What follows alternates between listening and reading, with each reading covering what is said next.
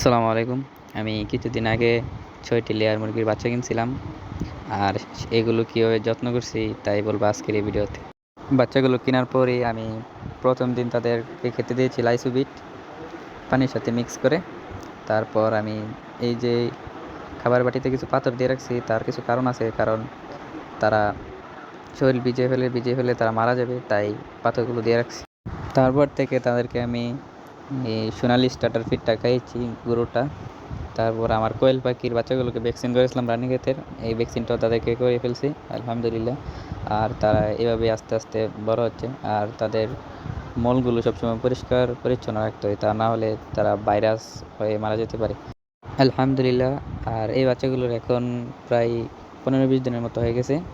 আর আমি ওদের সবসময় খাবার কমিয়ে কমিয়ে দিই, কারণ কমিয়ে কমিয়ে দিলে তারা দেশি মুরগির মতো হতে পারবে। আর বেশি বেশি খাবার দিলে বাজারে যে পোলট্রি মুরগিগুলো পাওয়া যায় না হলে ওইগুলোর মতো হয়ে যাবে, তাই আমি তাদের কমিয়ে কমিয়ে খাবার দিই। আর এখন এই মুরগিগুলোর প্রায় 40 থেকে 50 দিনের মতো হয়ে গেছে। আর তারা এখন ধীরে ধীরে প্রায় অনেকটা বড় হয়ে গেছে দেখতে দেখতে। আর এই সবগুলোই কিন্তু মোরগ হয়েছে। আর তাদেরকে সবসময় খাবার পানি দিয়ে রাখতে হয়। আর ওদের মধ্যে আমার 6টা বাচ্চা ছিল, একটি বাচ্চা হারিয়ে গেছে। আর মাত্র 5টি মোরগ আছে, এগুলো সবগুলোই মোরগ। এদের সাথে আমি কিছু দেশি মুরগি ছেড়ে রাখছি,